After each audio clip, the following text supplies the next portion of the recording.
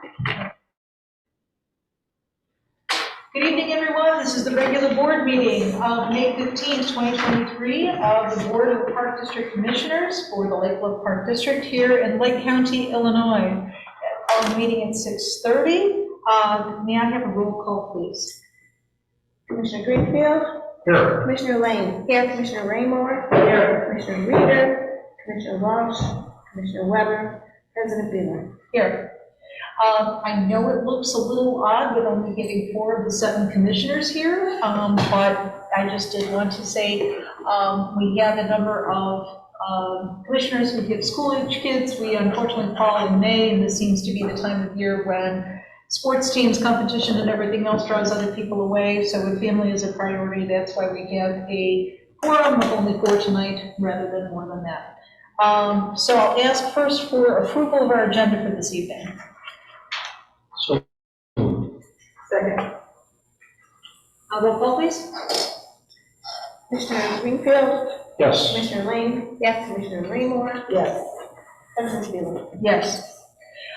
In addition, this was just for approval of our agenda so that everyone is aware. The packet draft that was published did not include the board committee appointment approval. There is a handout that's here available. It will also be posted as well.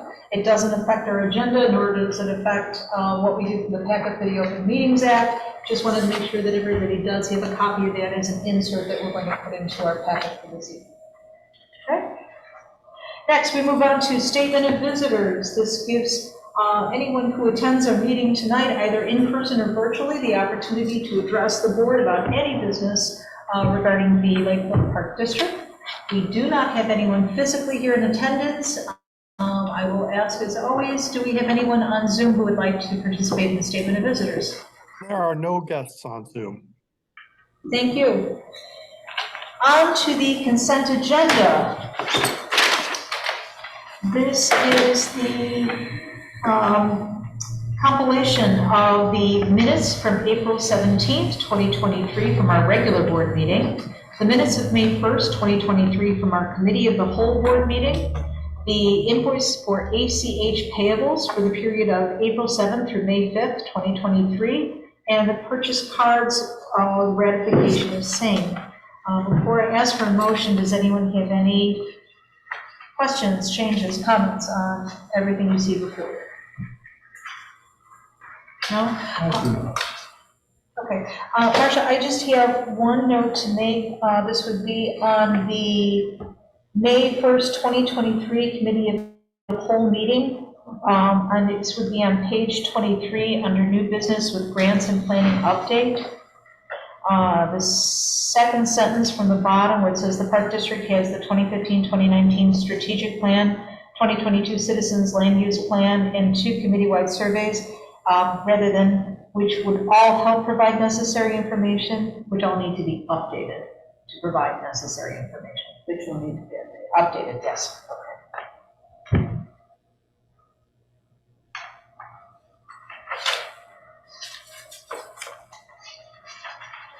So when you approve the agenda, just need to approve it with the consent with amendment. With the amendment. Okay. All right. Anything else? I have a motion, please, then, to approve the consent agenda with the modification that was made to the minutes from May 1st, 2023. So moved. Second. Roll call. Commissioner Greenfield? Yes. Commissioner Lane? Yes. Commissioner Raymore? Yes. President Beeler? Yes. Next up, we have finance with Wolf and John. All right. Wolf, you want to go through your report? Appreciate it, President Beeler. We're cutting out superintendent of the services. 8:31. Thank you. So January, February, March, and April are lean months. That being said, April is or has trended quite well. Expenses still exceeded revenues by 107,000, but revenues were higher than budgeted and expenses were lower than budgeted. Year to date, the revenues are over budget by about 23 or 24,000. Year-to-date expenses are trailing the budget by a fair amount more, at $700,000+. That will continue to go up as the summer progresses, as well as some of the capital expenditures, including the roof unit play. But things are very positive, and I am hopeful, and we'll get a lot done. Well, can you just touch real quick, a little bit on the transfer and then the interest on that? So a month and a half ago, the $2 million, or $1.5 million transfer, 1.5 transfer, and the first half's interest for March was $6,500. For April, the interest revenues were $9,000. So that factors in with the $11,000 that we received from the filming company in the back. That is helping push our revenues higher than budgeted. And again, things are positive. And then if that interest came out of the discussion with first the finance committee and a recommendation to the board, and then the direction for staff to make that transfer into our max savings account. And that rate was pretty amazing. What was that, paying just under 5%? I think for April it's a 4.83, and already for May it's a 4.91. So it's continuing to go up and is very, very good for the partnership. So thanks to finance committee and the board. I think it was a good move. It's a safe place to put the money. We still have access to it at any time, and it's doing really well. Good. Good call, then. Very good to hear. Well, why, but the expenses really are very, very low compared to the budget. Yes. Now, some of it was a debt payment made in December. Correct. So that That will, was 200,000 something. affirmative. That will catch itself up if we do the same thing this year, where we pay next January's debt service in December as well. And then I forget the exact amount for the roof. 150. I think we put in, was it 200? Just under 200, I believe. Yeah. And that will hit this year as well. Personnel has been down somewhat since we haven't been fully staffed until now. And even now, we're not quite fully staffed as we are down an administrative assistant and at least one park maintenance employee as well. But we will get there. So the roof was in the budget earlier in the year? It was one that we carried over from last year. We increased a little bit to do this year. And so, no one's gonna touch on that, but we are going out to bid. We're, plan to complete that project this fiscal year, so that will hit this year. The staffing has improved dramatically, so we've filled our rec manager position. Noah, the maintenance department is doing much better. Facility maintenance, we hired, I think you probably saw, I guess it was an email to the board members, but we have hired a full-time evening facility maintenance person. We have hired, was it a regular or part-time park maintenance? Yes. And I think all you have left open at this point is possibly seasonal. Correct.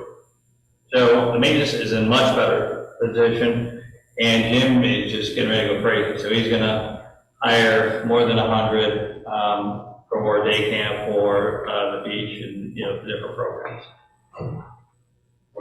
So once you see that payroll, expenses will start catching up. So It starts to change everything. Yeah. Are you fully staffed? No, Jim? Is it all set? Not for like after school care, but now we're like 30 days away from, school ending, so Yeah. we're not really too concerned about after school care. a day camp and aquatics.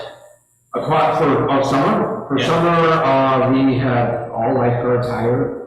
We're actually not taking any more applicants for lifeguard. Guest services, we are still looking for 1 or 2. For camps, we are looking for 1 female counselor, just to have the ratios with female, for Camp Kickahow. And then we're looking for 2 day camp counselors. And now we're looking for 1 additional athletic camp counselor so we can increase the enrollment for athletic. So we're getting really close. This is the best I think we've been way before COVID. So I apologize, we're getting a little off topic for finance report, but I just want to throw in this. I don't know, I mean, that's good to know as to, as you said, to anticipate where we're gonna be with numbers after the full staffing, but. Good. May I have a motion, or, excuse me, is there anything else that anyone would like to further ask for? All good with Wolf's report? Okay, then a motion, please, to accept the financial reports as presented. Second. Roll call, please. Commissioner Greenfield, Yes. Commissioner Lane? Yes. Commissioner Raymore? Yes. President Fielder? Yes. Now we come to the part of our agenda that concludes our 2023 year and opens up with the commissioners to be sworn in. So procedurally, now I must declare the following. As president of the Lake Bluff Park District Board of Park Commissioners, I hereby declare the 2022-2023 board is now complete. At this point, John Beeler, as the secretary, does take over running our meeting. All right, thank you. So the, on page 37 of the packet, there's a very brief one-sentence memo that just lists that we have received the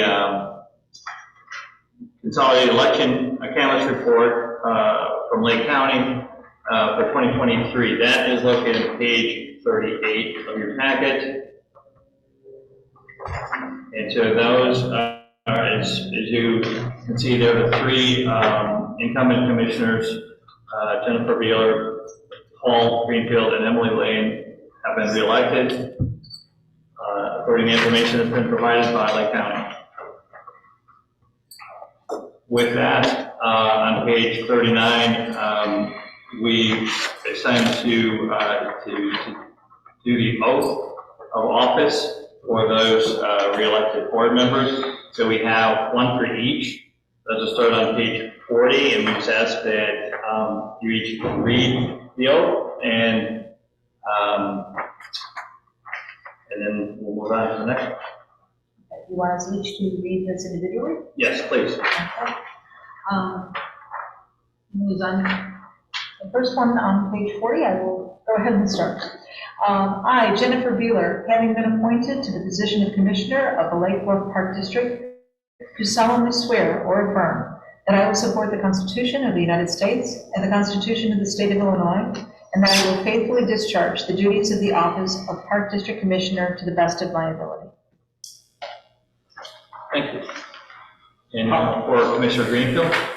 I, Paul Greenfield, having been appointed to the position of Commissioner of the Lake Bluff Park District, do solemnly swear or affirm that I will support the Constitution of the United States and the Constitution of the State of Illinois, and that I will faithfully discharge the duties of the office of Park District Commissioner to the best of my ability.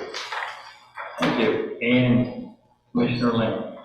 I, Emily Lane, having been appointed to the position of the Commissioner of the Lake Bluff Park District, do solemnly swear or affirm that I will support the Constitution of the United States and the Constitution of the State of Illinois, and that I will faithfully discharge the duties of the office of the Park District Commissioner to the best of my ability. Thank you, and congratulations to all three of you for joining us for another 4-year term of service to the community and to the Park District. Thank you. Thank you. On page 43, we are going to call to order the business of the 2023 and 2024 Board of Commissioners, and I will do that as Secretary of the Board. So I now declare the first meeting of 2023-2024 now call to order. Marcia, please call the roll attendance. Commissioner Beeler? Here. Commissioner Greenfield? Here. Commissioner Lane? Here. Commissioner Raymore? Here. Commissioner Reader? Commissioner Welch? Commissioner Weber? At this point, on page 44 of your packet, I will call for a nomination for president of the board. Are there any nominations? I would take great pleasure in nominating Jennifer Beeler to be president of our board. Okay, are there any other nominations for president? Okay. Then at this point, we need to do a roll call vote for, was there I'm sorry, did we get a second for that? No. All right, we need a second for the motion. Second. Okay, thank you. Now we need to do a roll call vote. Okay. So.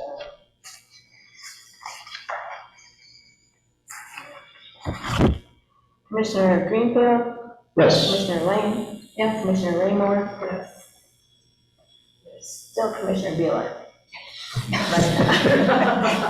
Soon to be president. Okay. Yes. Okay, the motion carries. And so now President Jennifer Beal has been duly elected to serve as president of the Board of Commissioners. And at this point, the president will resume running the meeting. Thank you. And thank you, everyone. Did we need a roll call for closing nomination? Or did we do that? I don't remember. A roll call to close the nomination? Roll call to close the nomination. Yeah, I don't remember that, but I guess I do have it. I just wonder. And then I had to. Well, let's do that. As long as we're here, let's just Let's to just make it official. Let's do it. Not him. Let's Thank please you. do a roll call to close the nominations. And Do we need a motion and a second then, for that motion to close the nomination? yes, we do. Is there a motion to close the nomination? Yes. I make a motion to close the nomination. Okay, is there a second? Second. All right, now we need a roll call vote. Commissioner Greenfield, Yes. Commissioner Lane, yes, Commissioner Raymore, yes, Commissioner Beeler. Yes. Now that we've done that, do we need to vote again, or to vote? Now we vote again. Now we vote Okay, again. we'll go ahead and just to make sure that it's,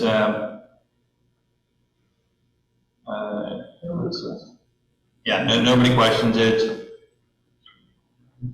Okay, so we'll just, well, it says we did the nomination. She's been nominated, so we Okay. just have to have a roll call. Okay, so let's do another roll call vote for Jennifer Beeler as president. Declares that she is duly elected to serve. Yes, we're just doing one more roll call vote. Do a roll call then to close. So the first one, we'll take out. Yes. Okay. Okay, so then we need a motion and a second for that one. To duly elect.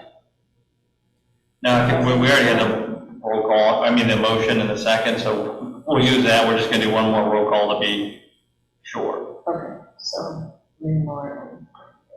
Okay. Commissioner Greenfield, Yes. Commissioner Lane, yes, Commissioner Raymore, Yes. Commissioner Beeler. Yes. Okay, once again, as Secretary of the Board, I declare that Jennifer Beeler has been duly elected as the president of the Board of Park Commissioners. Thank you. You get one stuck, good. All right, next up then would be the election of the vice president. And I would like to ask someone to make a motion to nominate a commissioner for the role of vice president. I'd like to nominate Nikki Walsh as vice president. Second. Okay. I'm going to request, are there any other nominations for vice president? Okay. I'll ask for a roll call then to close the nominations. So moved. Second. Oh, wait, That's fine. thank you. All right, and now a roll call to do that. Commissioner Greenfield, Yes. Commissioner Lane? Yes. Commissioner Raymore? Yes. President Bluff? Yes. And then now, we would like a roll call, please, for voting for Nikki Walsh for the position of Vice President. Or do I need to make it? You already did, yeah, you already have a motion. I thought we just did to close the nominations. Right. That was Just the close first nominations. nomination. Now, I'd like the roll call for voting for Nikki for Vice President. Okay. Commissioner Greenfield? Yes. Commissioner Lane? Yes. Commissioner Raymore? Yes. President Bluff? Yes, I will clean this up when we do this again in 2 years. thank you. I'll clean up the wording for this, so that's not so clunky. I apologize. And so Nikki Walsh has been elected to serve as Vice President for the Board of Park District Commissioners. And thank you to everybody, congratulations. This is, we've got our work ahead of us, which is good. Next, we have the appointment of legal counsel, ethics officer, treasurer, board secretary, NSSRA, and ADA representatives. Found on page 46 of the packet.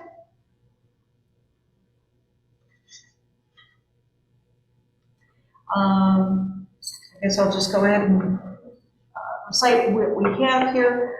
The position for legal counsel and ethics officer previously has been Ansel Glink, Diamond Bush, D. Ciani, and Kraft Hucker. So we're seeking that again for the 2023-24 appointment. Treasurer would be Scott Weber, as previously served and to serve once again. Treasurer is alternate, Paul Greenfield, and seeking reappointment in that position. Secretary to the board would be John Beeler as the executive director who previously served in that position. Secretary. Just to clarify, it's just executive director, in case it should change over there. It's not, you don't have to put my name in, it's just executive director and superintendent, so that if those should change over the next year, the position is filled by this person who holds that title. Okay. Secretary of the board alternate would be the superintendent of recreation, facility, and safety services, who previously served in that role. NSSRA, an ADA representative, would again be the executive director, who previously served in that role. And the alternate would be the superintendent of recreation, facility, and safety services, and the superintendent previously held that role as well. May I have a motion that the aforementioned appointments be accepted and ratified for May 15th, 2023 to May 20th, 2024? So moved. Second. Roll call, please, Marcia. Commissioner Greenfield? Yes. Commissioner Lane? Yes. Commissioner Raymore? Yes. President Bluff? Yes. Thank you. On to verbal communications. I'll make my report short and sweet on this. As I just said, we do have a lot of work ahead of us with what's going to be going on this summer. With the beach repair that we'll go into a little bit further, already it's turning out to be a different challenge every day, which is probably a lot of changing, but it's a lot of what we kind of anticipated would happen, but we'll continue to work with it as we go. Just a couple of quick follow-ups with the fact that we voted with the last meeting to repave the path at the top of the beach. And speaking with John Beeler before the meeting, it sounds like that should be done before the end of May, which is the beginning of the beach season, which is terrific. And we also have Dr. Larry Reiner, who's still down in Springfield, who'll be down there all week, continuing to work for us. So nothing to report other than his working on our behalf and meeting with different representatives to represent the Park District. Okay. And obviously we have the 100 year that's going to be awaiting us, and so we will be working toward that. Report by staff. Thank you. Just first want to start with saying Happy Mother's Day to the commissioners and staff and everybody. Hopefully was able to enjoy the weekend and some Mother's Day festivities. Most of the information from staff or in the reports that are posted, it's on page 4 of your packet. So not too much to highlight, because we've touched on some of this already, but we did meet with the IPGA staff and our planning, working with them to plan an instructional program as well as a youth league, a youth instructional program, a youth league, also working on a couple of summer events for the golf course. And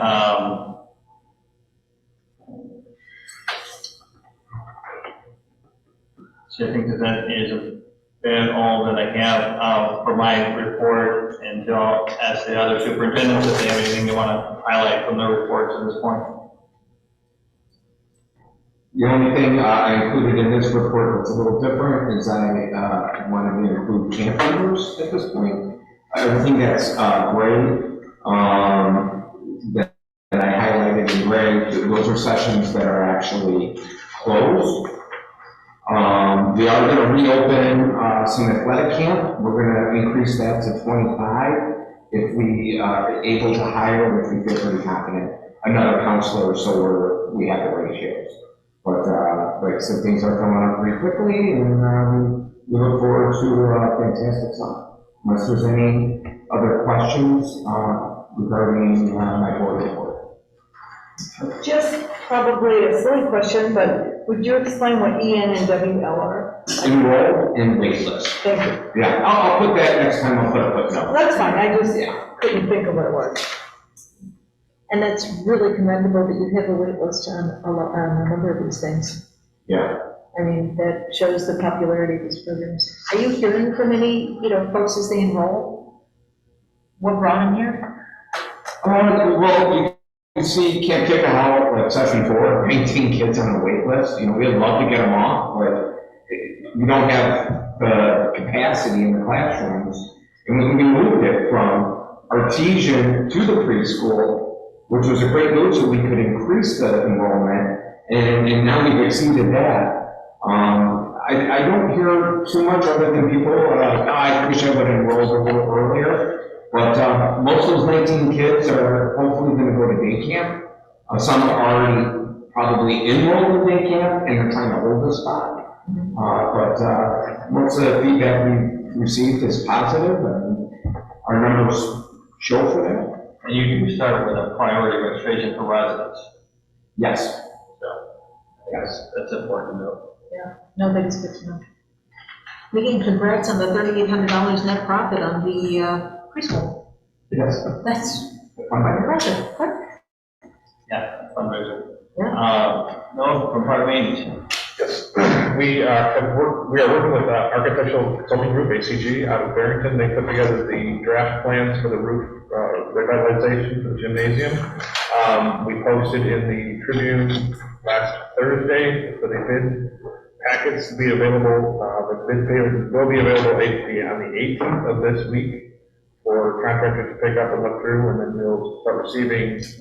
We have a meeting scheduled for May 25th. To walk through with contractors. Bids will be due back beginning of June, so we can review them prior to the June 26th board meeting and present hopefully a viable bid that works for the district. Can you give us a quick update on the pool? Sure. We had some core tests done in 4 different locations in the pool wall. Five tests. I went out and took pictures. 5 tests done. Then the liner company came and made repairs right shortly after that. The pool has been filled and is chemicalized and heating right now. It's about 70 degrees, so still a little bit chilly, but comfortable for some people. Warmer than the lake is right now, so. But it's coming along. The pumps are running properly and everything seems to be handling it. Pretty good report from Mike, and yeah, much we can tell everything's starting out. Even the liner looked pretty good shape this year, other than the repair we had to do. Really fast. We don't, it may take a while to get the core sample testing back from the lab, but we were able to do it before we opened, so that was a good thing. Jim, for full operation, you have training starting Starting this week. this week. Yep. So, all of our senior lifeguards are getting trained to be lifeguard instructors. So that way, train the trainer, saves the district quite a bit of money if we do the training versus bringing someone from the outside in to do that. So I believe I have 9 senior lifeguards that are getting their LGITs this week. So hopefully you can get that pool up to 8. I'll set one. And then one part gave his report. Is there any questions from commissioners for staff? Yeah, this is always an exciting time of year, so, Right. yeah. Okay, thank you very much for that. Keeping the attorney here with us tonight, we'll go over that item C as the attorney report. Finance Administration and Future Planning Committee, We have not met since the last meeting. Parks and Beach Committee, we have not met since the last meeting.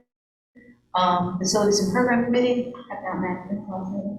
We Golf Committee, did meet. Last Thursday, as it turns out. And our plans are really coming into place. We, I think, are about, I don't know, hopefully 95% of the way to starting the junior golf program with the Illinois PGA. And we have 2 programs planned for this year. One program tentatively scheduled for July, which will be for beginners. And that'll be 2 hours a week for 4 weeks. Correct. And we're looking at an enrollment, hopefully the enrollment will be about 24 kids, and it can be, you know, if it's higher, that's great, but they're looking to try to get 24. And then in September, we're looking at a regular junior program where the kids will be there twice a week for 2 hours each day. And one day will be instruction and practice, and one day will be getting out on the course and playing golf. And both of those, I think we're in the final stages, John. Correct. You know, we have a Zoom meeting again this week, so we're just about finishing things up so we can advertise those. Music kids, what age? So it'll be about 8 to 13, Jim, was that what we were talking about? That's what we were talking about, yeah. That's great. Thank you. Yeah, so there's currently the middle school has a program. It's in the spring, this will be in the fall, should be complimentary, it won't be a competitive time frame. And it should be a positive program, so it won't interfere. We also, Golf Nations does a walkover program for the younger ones, the elementary school. Matter of fact, they would do a walkover from the elementary, and then they would even bring a child or 2 over here for ARC after their program, because mom or dad wasn't available, but they had a great turnout. I think they had 19 kids in the walkover program for the youth golf. Great, that's good. So again, the programs with the Illinois PGA will be Park District programs. Golf Vision is fully cooperative in all this, and they're going to provide discounts on range balls and so on, so the kids can go and hit range balls other times of the week. And I think they're going to do something for parents when parents come to be with their kids. So they're fully cooperative, but it's our program. We are planning 2 nights on the range. One for July 14th. Yes. And then the second one for August 13th, which would be the same day as the Bluffia. So we start out with the night on the range and then move into Bluffia. For the first night on the range, Golf Vision is going to have food available. They're going to get a grill outside. And so those programs should really be good programs for everybody. And it'll be interesting to have it with Bluffia, see what that does for that whole event, where we get even more people coming over there for that evening. We discussed some of the capital plans, and Noah's going to talk. I see on the schedule, we've got the cart barn issue up for vote. So I will go into that. Are we just say, I think one thing we were going to talk about with the board, with the two night of the range, we would need to use a little bit of funds from, Park District funds from our event.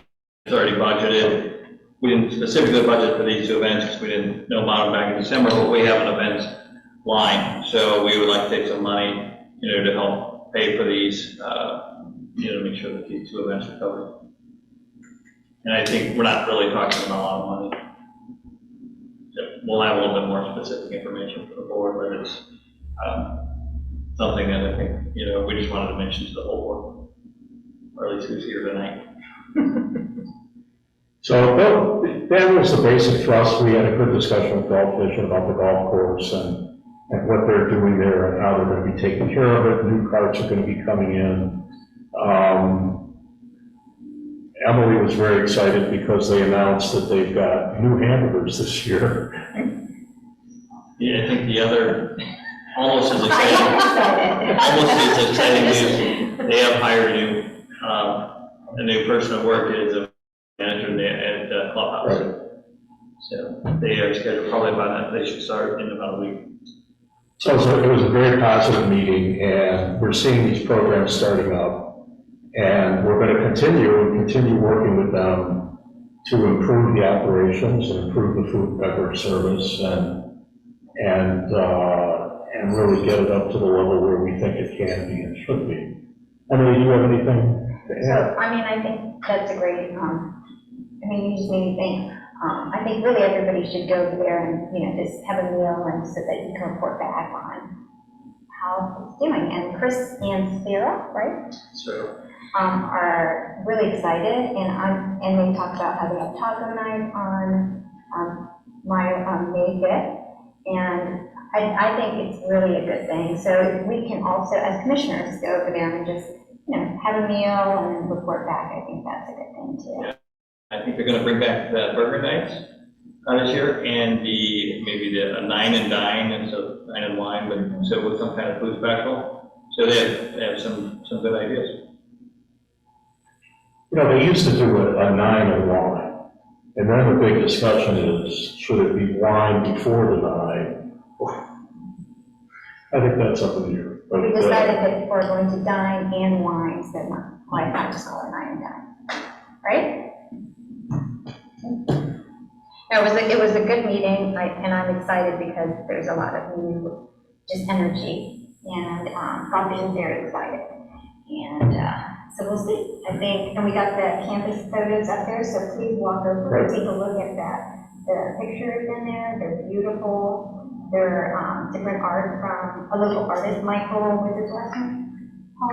The artist's name, the photographer. Deloitte or something like that. Mm-hmm. So he helped us do those, and Yeah, they're not just the golfers, they're part of the village, and pictures of an assortment of village life, which I think is pretty cool. So walk over there, grab some food, and look at the photos. And they also reported that through May 10th, we've had over 2,300 rounds played this calendar year. And Golf Vision was quite, we don't have comparable numbers for last year, but I think we're going to continue to get more updated numbers this year. But that's a good number. And May is still an iffy month. But it's going quite well, so. Sounds like a lot of good energy, that's really good. Friends of the Lake Bluff, and thank you, Friends of the Lake Bluff Parks, with Ann, I think here tonight, just another plug again, June 17th is the color run. Registrations have been pretty good so far. Yeah, registrations are coming in, sponsorships are looking good. We're waiting to hear back from 2 sponsors. I believe we were at $5,700 with the other 2 that would put us right around $7,000 for sponsorships, which is higher than last year. And with expected number of runners and walkers, I think this is going to be a great event, and we should exceed last year's net. I think one of the things President Hirsch from the foundation challenged the board members, if you know any businesses or companies doing work at your house or companies that you do work with that you think might be interested in sponsoring. We are always looking for more sponsors. He's asked all of the trustees of the foundation to also reach out and to try to help, raise some more sponsorship. And so we're happy to send you the form if you'd like to reach out and try to help us find a few more sponsors. If they want to be on the t-shirt, we would need it by Friday. If we're ordering the t-shirt. And if I understand correctly, there's going to be some event that's going to be planned at Artesian Park later, or is that kind of too premature to announce? That was a discussion at the April, I think 24th meeting, was that the Park District will probably not be participating in Sunrise Rocks. I think that they've chosen to do that event on their own. So that's been a pretty good fundraiser for the foundation and the Park District in the past. And so the discussion was to do some kind of concert. And that was about the third week of August, I think just before Labor Day weekend. The weekend before. Yeah, maybe the Saturday before Labor Day weekend at Artesian Park, where we would do a community concert. It would also be a fundraiser and be a pretty good central location. It's one of the areas that staff was exploring during COVID, moving the concerts there as the village green and different, the village had different requirements during COVID. We were pretty close to moving the concerts there, and then last minute moved them back, but it looks like we have everything there to make it work. I think this would be actually a pretty good event, for us to try as a potential new fundraiser with a lot of, there's family-oriented activities there as well, like the magician and some of the things that were done last year. Cool. Lamola, right there. I just want to add one thing I forgot to mention, is that those campus photos were sponsored by, or paid for by the Friends of the Bluff Parks. So they paid for the pictures that are up in the. Yeah. Was this the Thank same you. gentleman who did the photographs that were for sale of the beach chair? No. Oh, that were? The same gentleman who did the photograph of the beach chair that was for sale through that. No, that was Kurt Palusic. Okay. Yeah, so thank you to Friends of the Bluff Park for that donation. Lamola, report. Okay. Just to let you know, Labola had their first, we're starting to talk to other organizations. We met with Lake Forest Openlands and Lake County Forest Preserve to talk about how we could leverage partnership for grant applications. And we have a couple different ideas, and that may involve the Village of Lake Bluff, it may involve the Park District, so it's not going to be this year, but as we move along, we'll reach out to those people that are in adjacent properties, depending on what we end up doing. Right now, there's some talk about trying to do some park clearing along the Skokie Ditch, and that goes all the way from Great Lakes all the way down through Lake Forest. So again, that's pie in the sky right now, but we'll keep everybody. And we've done a couple of those, at least for the Park District, where we've, done a letter of support from the Park District for a grant. We've done it for the village as well. Yeah, well, and there's an EPA grant that's called the 5-star. You have to have 5 organizations. So right now, what we're hearing is that the more organizations you show collaboration working together with, the more likely you're to get money. So we're doing that. And we are going on a walk on May 24th, right? With Brian Holland, who is the president of Lake Forest Openlands, he's going to take us through the ravine that they just finished renovating. Once we get one more storm that day. Yeah, I know. And I talked to Brian, I said, are we still on? He goes, yes, we are. So, and then probably May 20th, this coming Saturday, we are planting over 1,000 plugs and shrubs into the Getz wetlands. So come out and help volunteer. It's from 9 to 12. I won't be there because I'm working the plant sale at Lake County Forest Preserve, but we have the Navy is coming to help volunteer. And so we ought to be able to get a lot of plugs put in. But we canvassed the badminton tennis houses this weekend, leaving them a little note, letting them know, asking them to come join us. We're trying to do partnership with neighbors whenever we can, so it ought to be good. We're getting close. And we're awaiting announcement from Lake Forest Garden Club, who we have submitted a bid for $69,000 for gets to help with the boardwalk and really do some lovely work in there. So that's supposed to be told in the beginning of June. And it seemed like Michelle was very happy about invasive work that's been controlled, that's been done in the guts. Yep, the cattails in the lake have really died and they're starting to disappear. And she received part of our grant, one of our grants, we were given money to buy a boat. But rather than buy a boat, she found somebody to give us one for free. So we're going to be going into the lake so we do ongoing work for that. So, yeah, so what's going on? Oh, and owns a boat now? well, it's actually a canoe. I'm like, really? You're going to rock in a canoe, pull this stuff down? I mean, I envision going and cutting the cattails and putting them in the boat to get them out, because as they degrade and die into the lake, it does reduce oxygen for fish, et cetera. So, anyway. But it's good. We're getting lots of stuff done, and to remind everyone that the summer solstice is June 16th. As of 3 o'clock this afternoon, there were 116 tickets sold out of a potential maximum of 175. So it's moving along very nicely. And we're donating, Park District donating some things, so there's some theme type donations, talking to Michelle. And so for our thing, we're going to do the Park District experience, where you can get, passes for pool, fitness, dailies, maybe driving range, some different things with the golf course, or with the Park District that you could do with your family. I think there was a couple of others that I don't remember which ones you mentioned that sort of theme, experiences, so we're just kind of jumping on that bandwagon. Yep.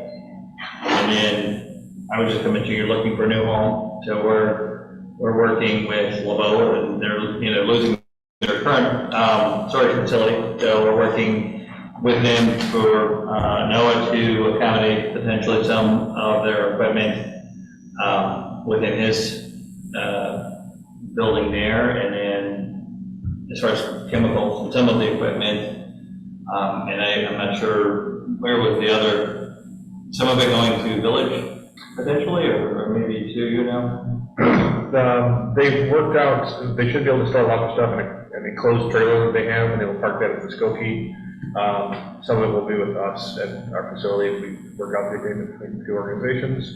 But I think they're trying to minimize how many places they have their stuff spread out to. So they've downsized quite a bit from what I understand as well. This Yeah. stuff that has been in the loft for. A lot of downsizing. at a garage sale where they were trying to get rid of things they were on surplus. Well, Jake did say, don't take advantage of this and bring too much junk to the dump. I'm like, well, it's coming anyway, regardless of where the space is. No, take more. Yeah, we are talking to Shields Township also. I don't know where we are in this. I'm not immediately involved. And also talking to the village. And the Park District has been very gracious. But as you know, Lebola is very different from Lake Forest Open Lands. Lebola does not own property. They own 2 or 3 lots within the Skokie, which is wetlands. And then we own like a couple easements that are not anywhere you could store. They're like so there's really, we don't have any land to, and we were only given 2 months to get out, so there really wasn't an opportunity to try to come up with something, so. That's where we stepped in, thought we could try to help, with the Park District, at least for the short term, to give you a little bit more time. Talking with our attorney, Scott Puma, he recommended doing, well, it's actually my recommendation, but he agreed that we have 1 year left on our 3-year agreement with Lebola. If we do an amendment to the current agreement and just say we're agreeing to store their stuff for the next year, while we, for the remainder, just acknowledging that they do a lot of work for the Park District. It really helps the Park District. We wouldn't be giving them access to our building, so we'd be giving them a key that they're responsible for, and would be allowing at least one vehicle to park at the park maintenance garage, and so there'd be a few things involved, but we would bring that back, again, that would be up to the board to approve. Unless the whole item I had to, what we're talking about. We did, Noah and I met with Bluff, talked about the ravine plan. Our next step is meeting with Bluff and staff to really talk about the plan going forward. We thought that was probably going to involve doing a community meeting here at the Park District building to roll out some plans, possible phases, 2 or 3 different phases of working on the invasives in the ravine. And then we would do a smaller on-site meeting in the ravine, starting with phase 1 and those neighbors, and then we would progress with the work. So that is moving forward. I think this is part of our communications because there is so much that goes on to Park District property and Lobola. Anything for Commissioner comments? I have a question. We've been seeing things, or I've been seeing things in some of the legal Park District stuff we get online, that we need to form some kind of a committee There by is, June 10th to look at efficiency in government, is that correct? yes, there is. Yeah, that's been, there's a lot of different opinions on that, but it's a statewide initiative, I guess you could call it. So we will, that I've spoke with our attorney about this. I think that we have to form a committee and then have something like another year to complete, this work. And there were, again, some different opinions on how, different agencies were going to handle it. But, we'll bring, I know that the firm that represents a lot of Park Districts throughout the state. So I think they'll come back with a recommendation for us. I'm glad I wasn't hallucinating. Okay, well, we'll keep that on the radar as to efficiency committee formation. Moving on to new business action items. Our first is the board committee appointments and approval. Those are the 2 pages that we just referenced, or I referenced, would be inserted into the packet. We don't have page numbers, but this is dated March 15th, 2023. And it lists all of the current committees, which are Finance Administration and Future Planning Committee, the Parks and Beach Committee, the Facilities and Programs Committee. It's missing the Golf Committee. Oh, you're right. We used the last one, so we would add golf before we update this with the current golf members. Okay. The Tri-Board Committee and the Friends of Lake Bluff Park District Foundation, with all of the names listed thereunder, which is comprised of board members as well as members of the residents of Lake Bluff Park District who have volunteered to serve on these committees. Can I just add though, with Golf Committee, I thought we should have those names on there too. Sure. Because Paul Greenfield is the chair, Emily Lane is a board member, and then your Carrie Wells. Carrie Wells, Andrew Hinkle, And John Shaw. and John Shaw, thank you. And the only difference, again, is with the finance, Noel Beckman has stepped down, just deciding a busy schedule. Actually, Facilities and Programs, Michelle also said the same thing. Oh, okay. Okay. She said she's super busy with open land and it would be too much. She wants to just stay with it. Yeah.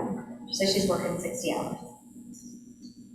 That's what she's doing. Not that she's getting paid for it, she's working Yeah. hours. So she's like, I believe it. she felt bad, but she's like, I can't have to She lives on that super ditch, just water district. Okay, and right now there are applications open for the position on the Finance Administration and Future Planning Committee. So that one is open, an open position to be filled relatively soon, I would hope. So in the information that we have here, with the amendment that you just mentioned, Emily, with Michelle being removed from here, Noelle's name has been stricken with her resignation from this committee, and the addition of the golf committee with the members listed. I am requesting approval of these appointments from May 15th, 2023 to May 20th in 2024. If someone could make that motion, please. So moved. Roll call, please. Commissioner Greenfield, Yes. Commissioner Lane, Yes. Commissioner Raymore, Yes. President Bueller. Yes. Thank you for the board members who served the additional time to do this, as well as the folks from our Lakewood Park District residents who want to volunteer their time to do this. This really is an incredible service that they give to our board in helping the Park District. If I could ask John, how many applications have we received so far for the Finance Committee? The last I checked last week, we were up, I believe, over 15 applications for that. Jeff, did you have any updated numbers, or are we still at 15? No, I checked today and the total is 19. 19. Okay, let's climb a little bit more. Good. All right. Next up, North Shore Water Reclamation Basin Project update. As of today. Or as opposed there to. Yes, as of today, and it changed today by then. So we don't have anything in the packet. We're just going to be talking about the progress. The construction is really has geared up. It's causing some issues with deliveries, timing, trucking, the use of the access road, some of the things that Noah needs to do down there, which we'll touch on a little bit later. But we continue to meet weekly with the contractor, with North Shore Water Reclamation District in the village, to talk about issues, and there are issues each week to talk about. Last week they were working past 7 a couple of nights, so I know that I was getting emails from neighbors complaining about the project and talking about the village ordinance for being violated for construction hours, and it's just some of those things where the contractor starts something. One of the nights they were driving in or vibrating in the sheet piling, and then it got to a certain point, we're running out of time and realized they had to take it back out. They couldn't leave it at that point, half in and half out, so they had to take it back out completely. And so they ran a little bit over, so there's been some issues like that have caused some concerns, along with the vibration.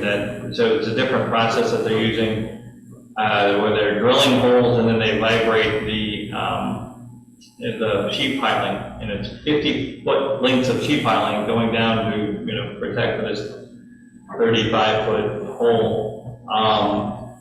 So you don't have the pounding, I guess, that you normally would have with the sheet piling, where they literally just pound it down to the ground. But depending on how it's going, there has to be some pounding, because when they get into some of the, where there's rocks under the ground, the drilling is only doing so much, and vibrating, they might have to finish pounding it in. So we've got some concern from neighbors about vibrations in their house, the foundation, things of that nature.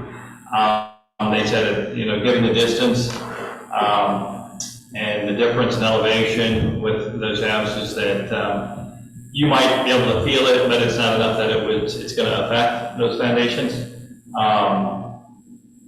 Still can be aggravating for some of those neighbors, but they have decided for now they're also working Saturdays, just trying to, and they requested Sundays, but the village has said no. The Park District has recommended to not do the Sundays. So that, we're just, again, that's not something that's in the current village ordinance for construction hours. You can work on Saturday from 8 AM to 6 PM, but not on Sundays. So for now, they're not working Sundays. They will be working Saturdays. Mondays, we've expanded the hours in the evening, again, per their request. They're looking to work longer days, especially right now, before we open on May 27th, to try to push it and get more work done. So it is causing some issues, but, they're also moving along with the project.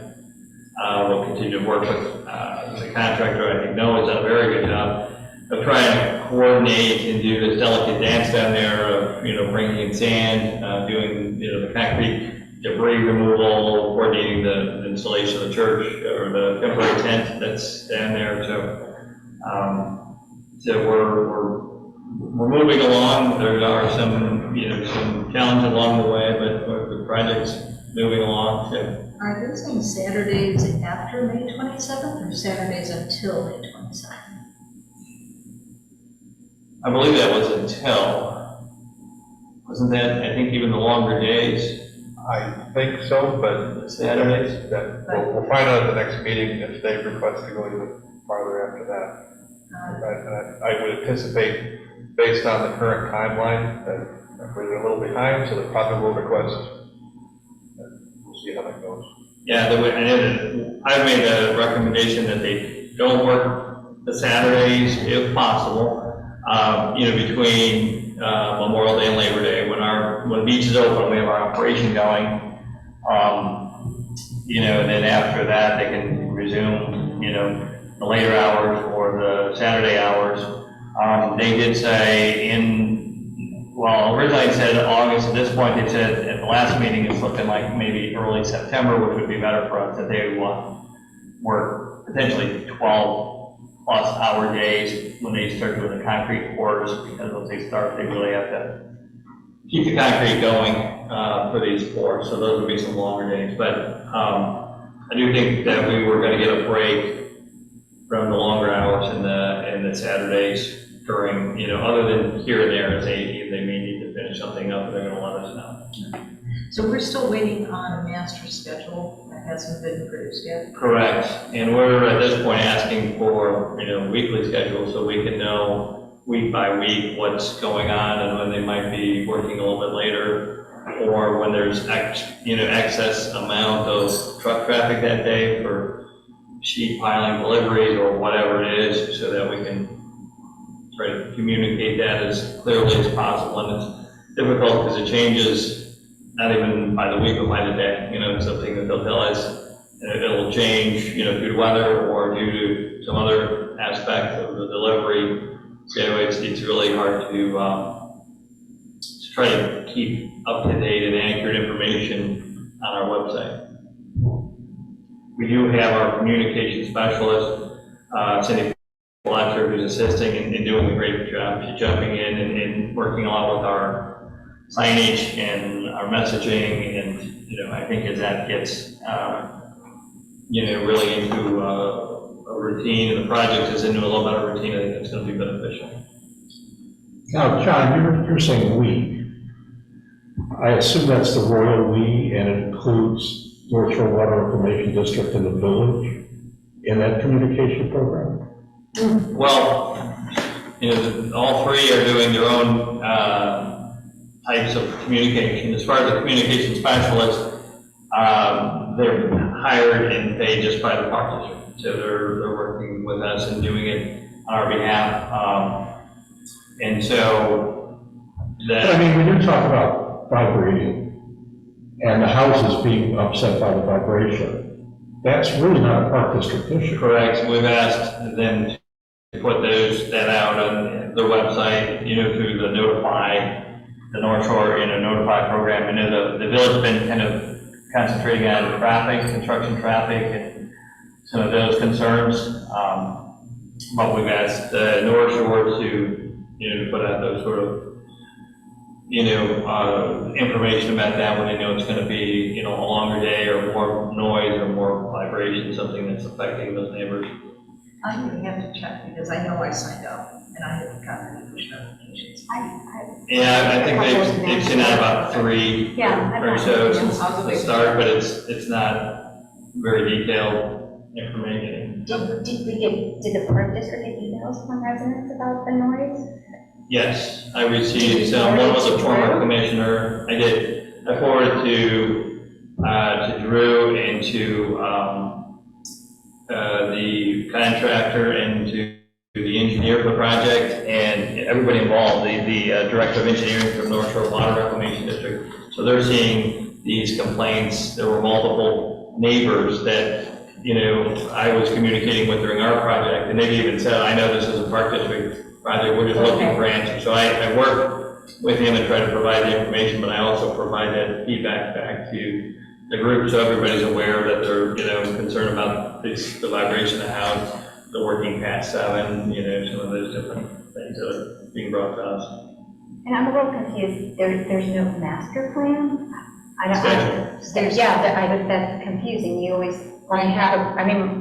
He had one in the very beginning, and by the time that John and I met with Drew and Regis, it was already at a date. And so I know that Cindy is working with John, and everyone is. so there is one, it's just being. There is one, it's changing a lot, and Yeah. some of it is the Okay. contractor working with the subs, and, you know, the subs doing it a different way. That's what part of the problem with them working later. There was a sub called Thatcher, the company that was working, you know, doing the sheet piling and working longer days and requesting that, but they were saying they needed to work it at literally 5 o'clock, and, you know, and they need to work past 7 that day. And nobody, you know, so at that point it's happening, you know, they're just doing it and it's gonna affect the neighbors.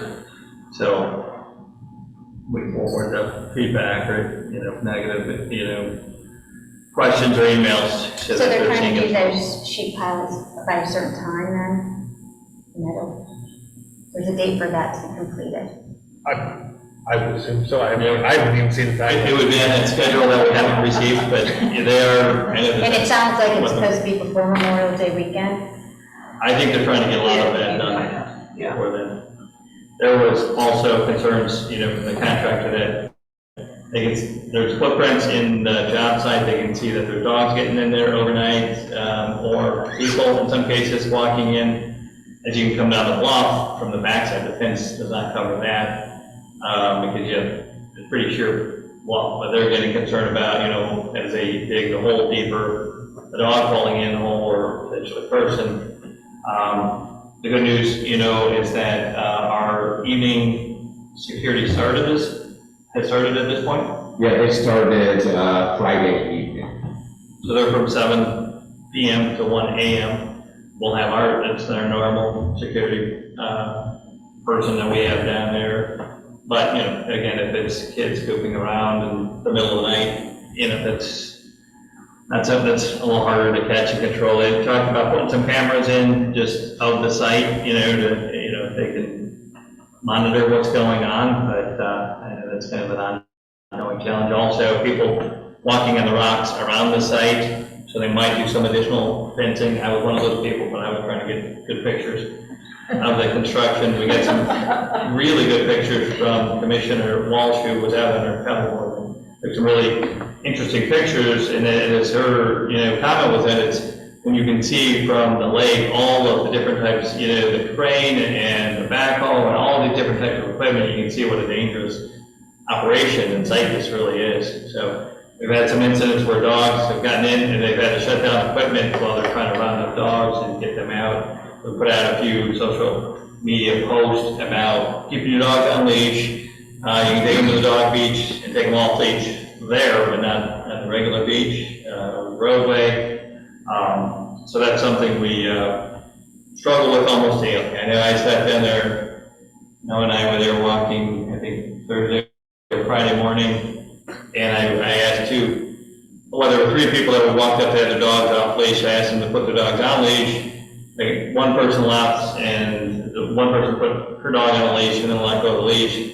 The dog ran up, put his big sandy paws on my stomach. So it's ongoing challenge, just, you know, trying to, it's hard, you know, people used to doing it for years and trying to get them in the, you know, to correct this.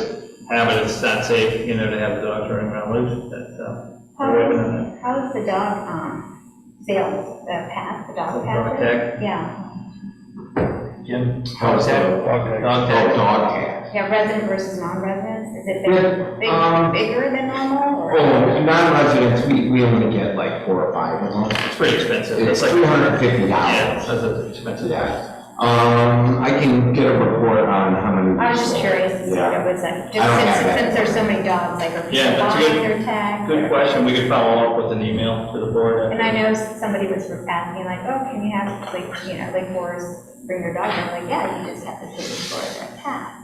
Yeah, So $350? pretty expensive, yeah. And that does not include like an annual beach pass, Right, it's just for your dog. just for your dog. So they would have to pay every time they came. Then, well, they can go down, if they go down, like, do they go down during non-beach hours? They don't have to pay to go down there with their, well, if they have a tag, the staff lets them down, right? Right. They're just going to the dog beach. They don't have to buy it, and like a daily pass for the They person. have the dog pass. Yeah, you have the $350 dog tag. And we have, like I said, 4 or 5 of them that come in every year.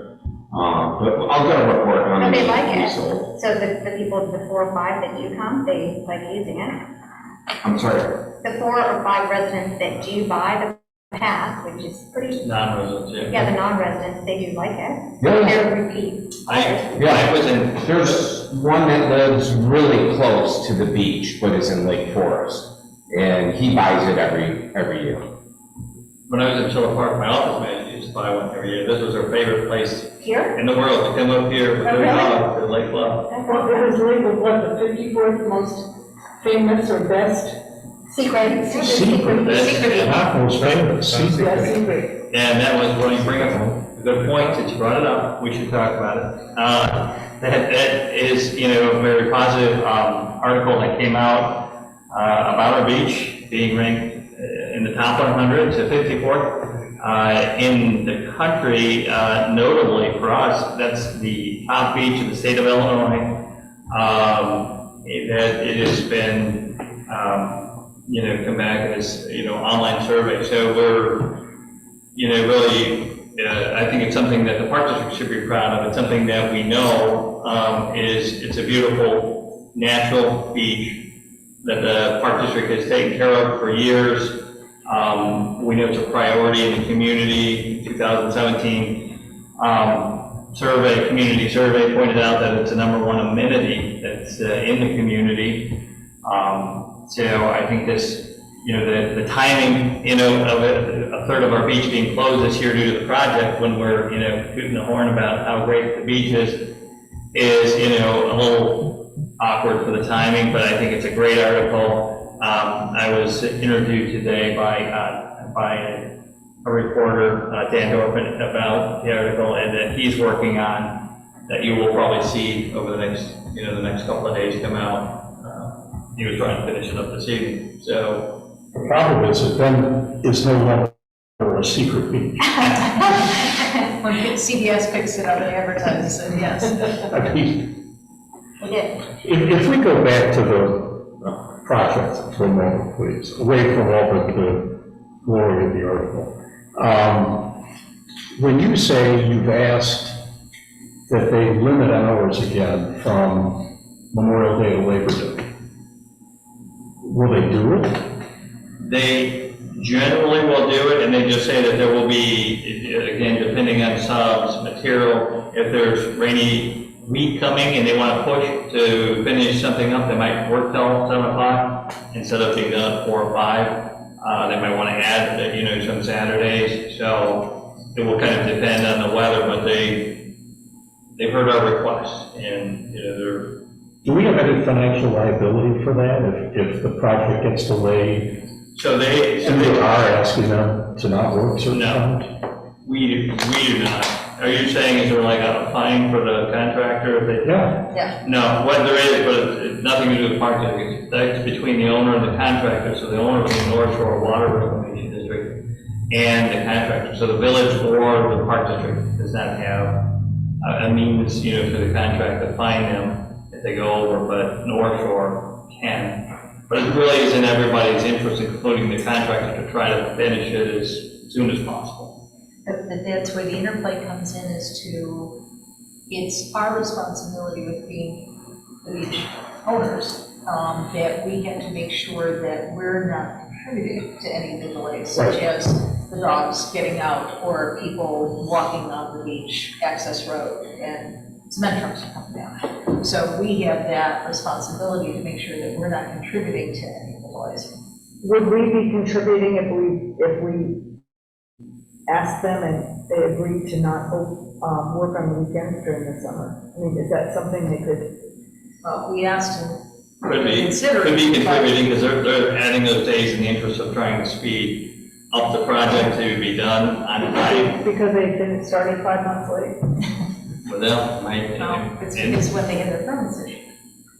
there's some discussion as to that, when, and I think that there's, there's different issues out there, so we won't point the fingers, but, if they're starting now and they want to, push to try to get it finished. And so I've continued to make it, well known in these meetings that our interest is to try to limit those extra days or extra hours as much as possible during the summer. Their answer is that there might still be days they need to do it, but they're hearing our request to try to limit that. Again, we're neighbors of the projects, and we don't necessarily have a lot of leverage over that, but they do know that that's our prime time. So again, on a lot of these discussions, it's changing things on the fly. So as people go down there, they'll see those access signs that are going to be changed as more information comes through as to whether it's going to be extended during the day or whatever. So it's getting the communication out to everybody. But priority number one is safety. And so the regulations that Jim and staff put together, if those have to be amended or changed in any way, our priority is making sure that the residents are protected as best as possible. Yeah, we've had, instances where we've had, residents walking in the roadway with earbuds, walking past traffic, flagger, and then there's, a cement truck coming down, and there's, a couple of feet on either side. I mean, trucks are very large and heavy, so it's a dangerous situation. Or they even, are honking the horn, trying to get the person out, and then the person's irritated that, they're having to step out of the way. And then the contractor's complaining that, we're slowing the project down by not paving the roadways. It's delicate balance. We were trying to address those with some of our, our social media posts. We've had a few on, the access road itself, the maintenance, and again, our priority is safety and keeping people out of the roadway for their own safety between 6:45 and 7 p.m. Monday through Friday, and then, which we did back that up, that was at 5 a.m. We're not keeping that open until 6:45, so we extended the time in the morning. It gets a lot of use, but we've also extended the time in the evening till 7. And then we've added the Saturdays for now, that's 7:45 until 6 p.m. I've been down there a couple of times just to check it out, and it seems like there's always a person at the top of the road, but the problem is the middle. There's nobody there right now, but I think it'll be fixed once you have the employees start working, and then I don't think you'll have the problem as much, because I think people are coming through the stairs, not to, because there's always somebody there, at the top of the road, but there's nobody in the middle, and I think that'll be a better situation. It should be. Once you have Just that we'll have more there. people, using it, but we will have, for operations, we'll have staff at that point. The contractor had said for now, if they have heavy construction days, we know there was already one problem where they closed the pathway one day in the morning without authorization from the park district or the village. It was an on-site, superintendent decision for safety of the people walking down the path, because they had a lot of trucks and they didn't have an extra person to put there. As we discussed, that wasn't done properly. There's been no discussion or notification to the park district or village that we would ever close both the roadway and the pathway for this project.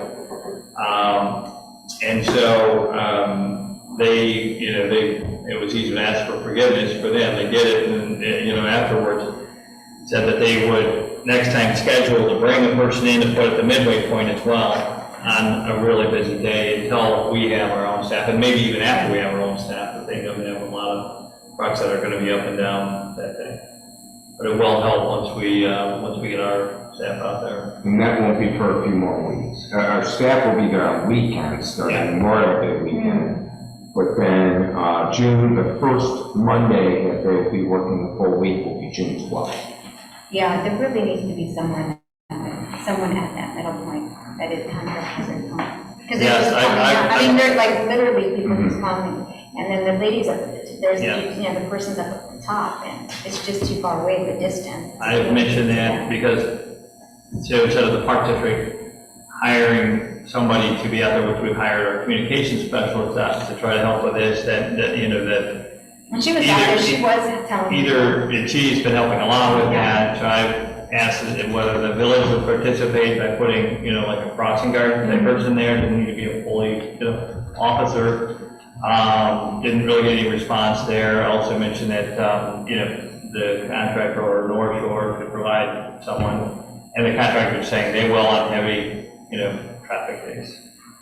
So it would be good to see a little bit higher level of staffing out there to assist with this, but that's what we have right now.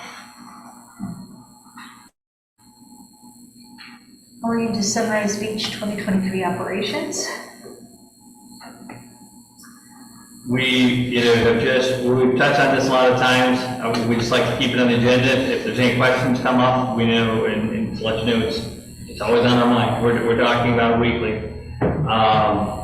So now it's, you know, still similar to what we've discussed in the past. No boats will be allowed this summer other than kayaks or paddleboards. And those will be allowed when the access road is open. So right now it's easiest for us to just say when the access road is open instead of this day at this time, because it keeps changing with the project. And I think that'll get settled into a little better routine. But right now it's just when the access road is open, evenings and the weekends, certain weekend hours or days, then those will be allowed with even a hand cart to wheel those down the roadway, not a vehicle. And inflatable paddleboard or inflatable kayaks, if they have those, are available. You can use those anytime. Those are still allowed during the week. Volleyball's been removed. As far as the operation, I think you're already scheduling rentals for the shelter? Yeah, just for North Shelter right now. Correct. And then we'll look at the canopy or the tent that's been brought down there. We'll kind of analyze how many people are coming out of the beach before we rent it during the day, but we are looking at renting it. So it was 30 dog tags is what we sold to date. That's typical. Normally we pick up the dog tags after Memorial Day when people realize they got to buy the dog tags. It's usually that first time down the road when they don't have it, and then we have a staff working, all of a sudden. I'll include it in my next board report in moving forward, just so you can see how many dog tags we sold. But that's about right, 30. I didn't expect it to be really high. And just to give you a heads up, I go down every morning, and sometimes it's 6 o'clock, but sometimes, like this morning, I was there from 8 to 9. There was nobody at the top of the hill. They may come later, but I have probably seen a person up there twice in the last 3 weeks.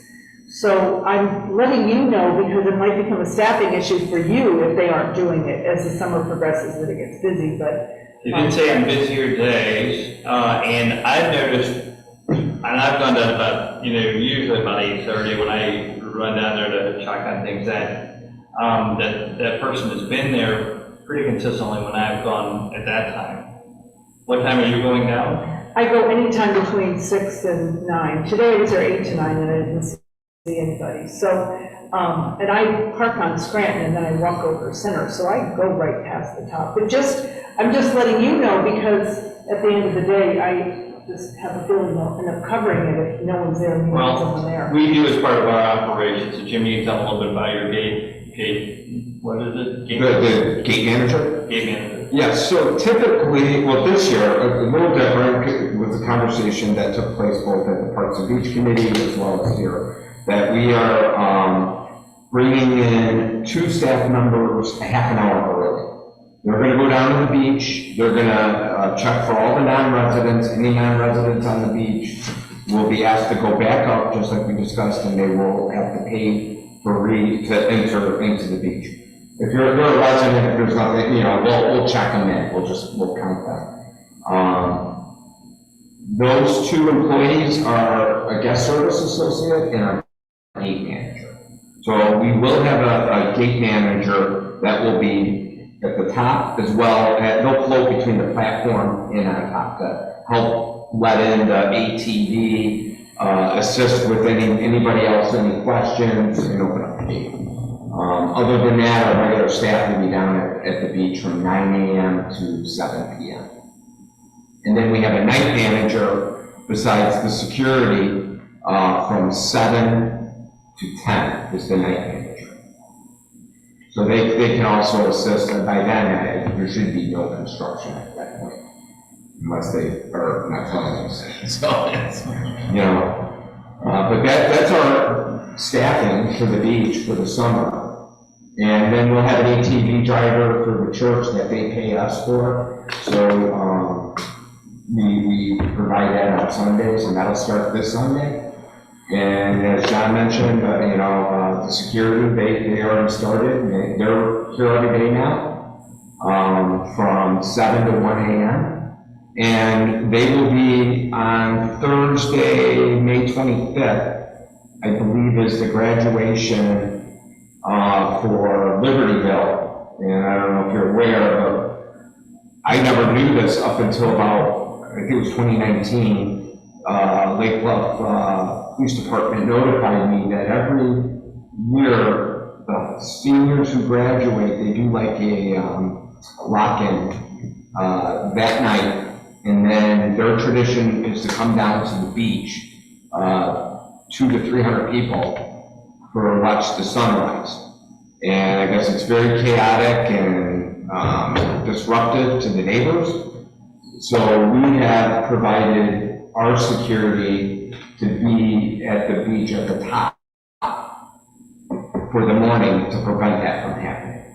So far it's worked out well. And I think the police are going to also provide some extra patrol. They try to, yes. So to not allow them to come. Yeah, we stop Okay. coming down to the beach. Has notice been sent to school administration to let them know about the Yes. construction and all that? Yeah, I spoke to their principal about the situation back in 2019, and every year I communicate with them and ask them, when is graduation, just remind, they were extremely helpful. They kind of put a kibosh on it in 2019. We only had a few cars that came through, and then after that was COVID, and then in 2021, it was a rainy day, so hardly anybody came, and then in 2022, I spoke to security, and they said maybe about 40 people tried to come. But again, nobody made their way down to the beach. So hopefully that tradition has died out, but we're going to provide and keep track of it again this next week. What Park District, killer of senior high school traditions. Well, I had a few moms that graduated from here. we cut down a lot of alcohol consumption that night too, at least at our beach. Really? Safety Oh, first. I had a mom that was upset. She's like, I did this when I graduated there, and I can't my son do that. And a lot of parking violation, a lot of Alcohol. trouble, like, potential, issues. Okay, so, then with the debris removal at the beach? All right, now, this is, finally Noah gets to, get some of his highlights. Sure. So several weeks ago, we walked, I myself and the contractor, John Keno Company, walked the beach north to south. We got up on the rocks and observed as much concrete debris as we could, making note of certain locations. The contractor brought their equipment in a week and a half ago and spent a full 8-hour day going up and down the shoreline from Dog Beach to the parking lot. as deep in the water as his equipment could go, reached out as far as he could with his backhoe, made about 3 or 4 trips up and down the shoreline, and only came up with a couple of pieces of concrete. Unfortunately, it had either migrated again or had gotten buried by sand and it was so deep he couldn't even get it, so. On a particular day, there were 3-foot waves. 3-foot waves, Yeah. wavy day. We're really bringing in sand, covering up anything that was there. I spoke with actually Adrian Fawcett, who was down there at the beach, and you know, they were certainly trying. We got some pretty good pictures, but they were not able to really see or uncover anything. The turbidity in the water that day was horrible. Yep, so I brought the contractor back the next day. We again looked at, it was too wavy, too dark, too murky to see anything. It did not seem like a viable option at that time. We waited till the Monday after, and I again walked with the contractor. We got up on the rocks. We could not observe anything from the water and felt it would not be a good use of Park District resources to have him continue to fish around and not come up with anything at this time.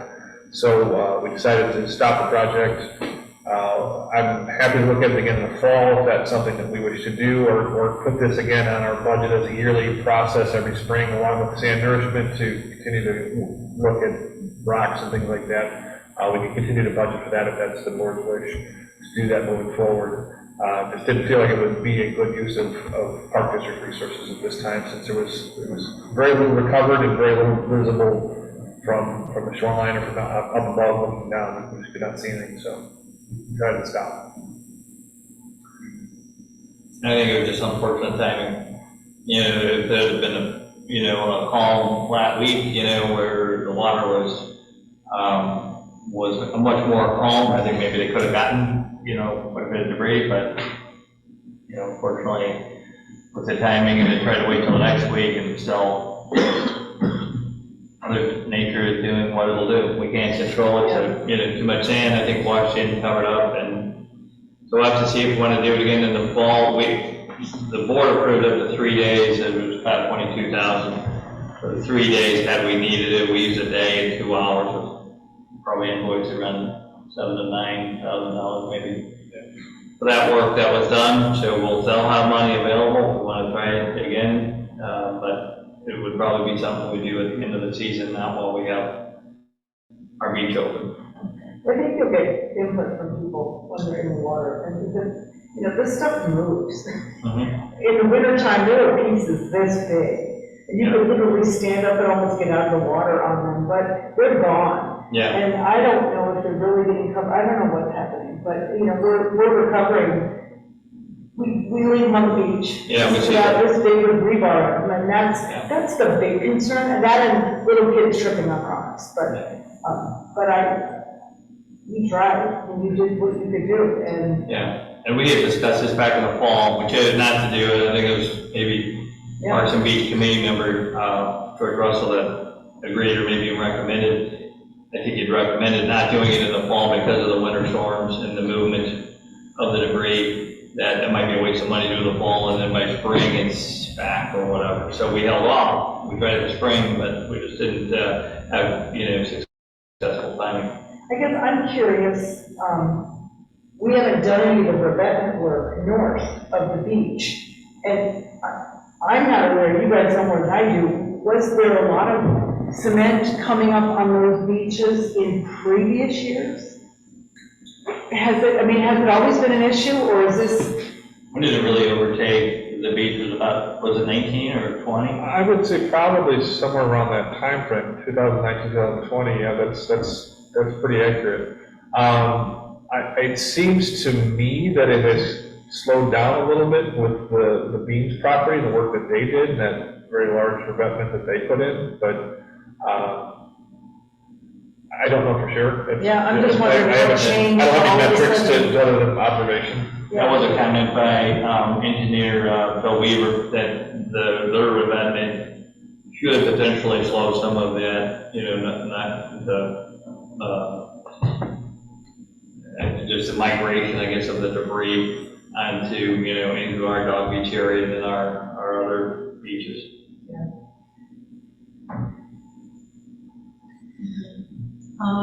And then going to sand replacement. So along with the delicate dance, we had the contractor that was taking the debris out, remove their equipment, and then the sand delivery company brought their equipment in. And on Friday of last week, they delivered 15 semi-loads of sand to the beach, which was placed.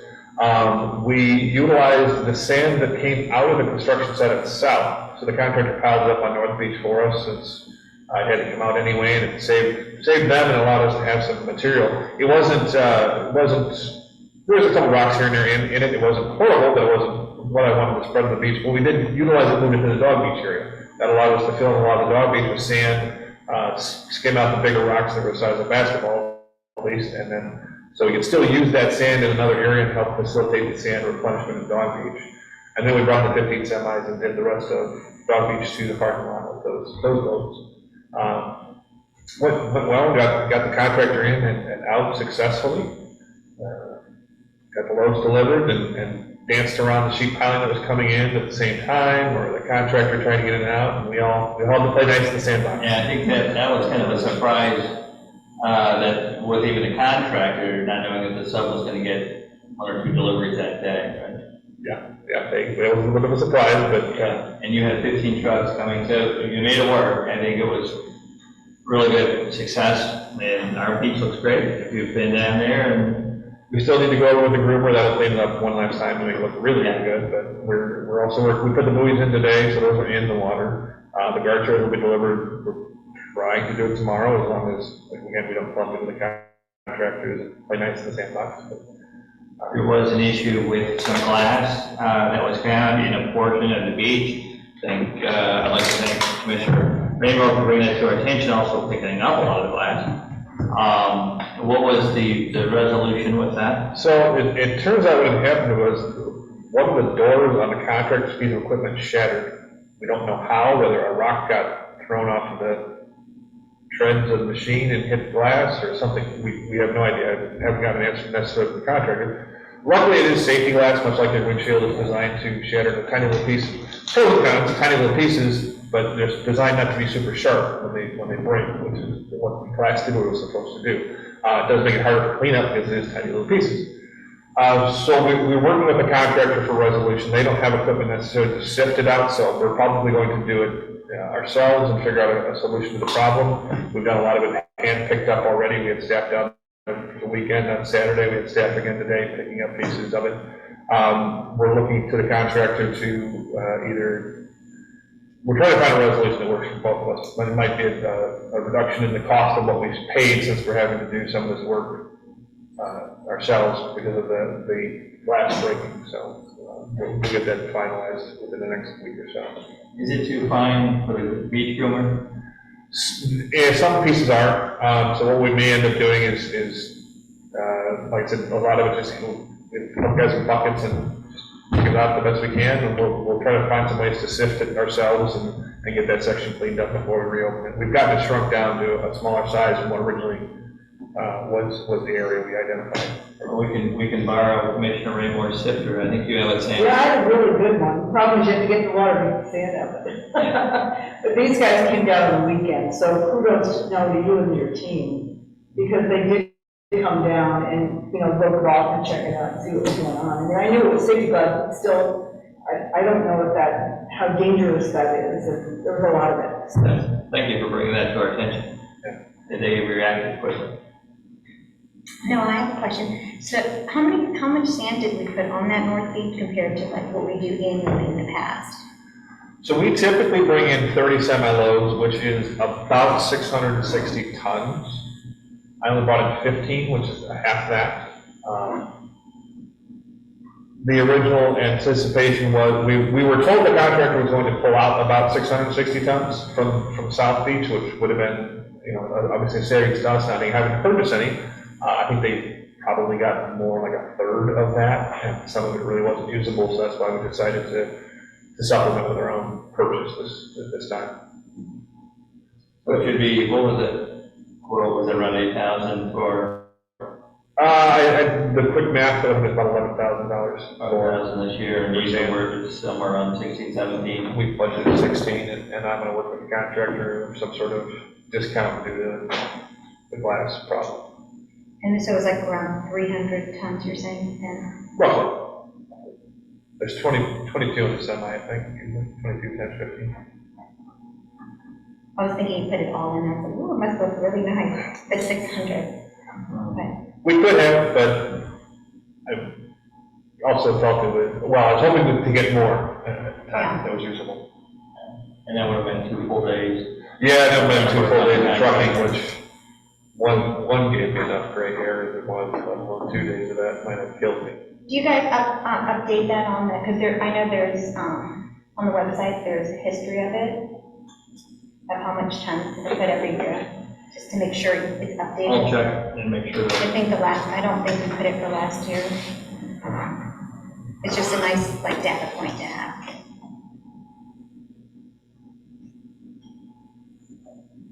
so with the sand delivery, that's finished, the tent is installed. 10%. Yes, the tent came in on Wednesday as well, this week.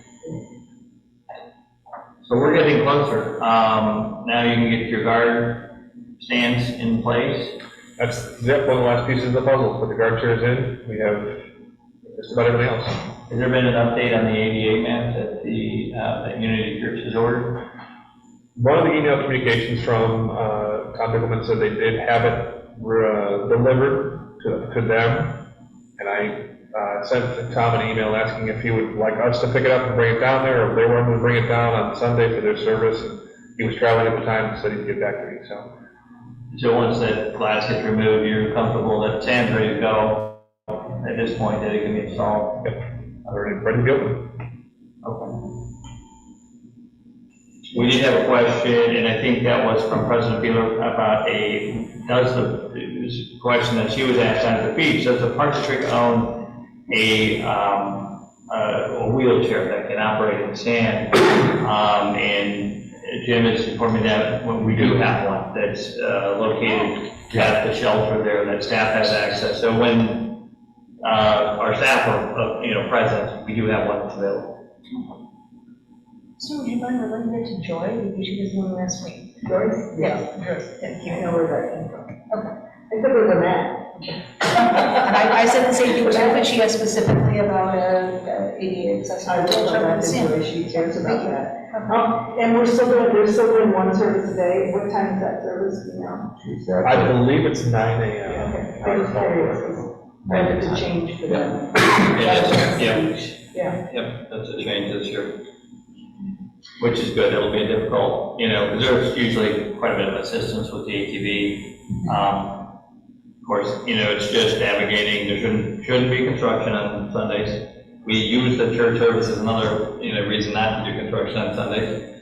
But it's just challenging right now with the fencing and getting onto the beach, so we're still trying to figure out a better. They put up, being contractors, put up temporary fencing to try to keep people from getting onto the access road from the beach. But people are pulling it down.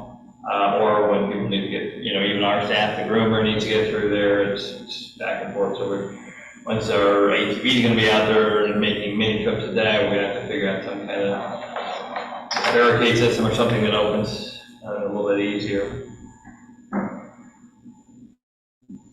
And so concludes all the secrets of our secret beach. Malt maintenance, cart barn repair. There's 47 of our packet. Correct. Now, I'm going to turn this over to Noah. I would just say it is a budgeted item that we have put in, and with that, it's something we've also discussed with Golf Visions on our 10-year capital golf list. That's been identified as one of the priorities for this year. So I will let you take it from there. Sure. During conversations with Golf Visions, they identified the exterior of the cart barn needed to be replaced due to rust. There were some holes in it. They mentioned that their insurance company was concerned based on the new carts that they had purchased, the protection of them, the condition of the walls of the cart barn themselves. So we did budget for this project. Staff reached out to 5 different contractors. 2 were unresponsive.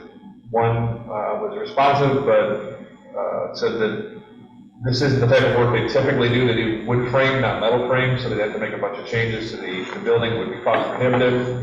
One contractor came back and was almost double the quote that's in your board packet.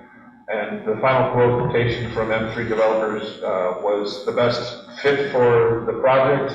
It is slightly over the $20,000 we originally budgeted at 27, but they were close enough within the project that we feel comfortable. They've explained that they are removing a section at a time, so there will be no holes in the walls of the building. Whatever they take down, they will put up that day, so there's no risk of any security problems with the building or the carts themselves. We've talked to Golf Visions about coordination to make sure that certain sections are available, so all the carts will be pulled away from, let's say, the east wall while they're working on that wall. We will be moving the walk-in door that goes to the cart barn. Currently, the location is a tripping hazard and a safety issue, so we'll be relocating that. There are 2 bay doors on the west side of the building. They're no longer used, so they'll just be covering those over. So they could be used later on if we decide that there's a change, whether Golf Visions make a change in operations or a change in what we do with that building. We've decided on a color. Hopefully that everybody will be happy with. I didn't pick the color. Did the kids?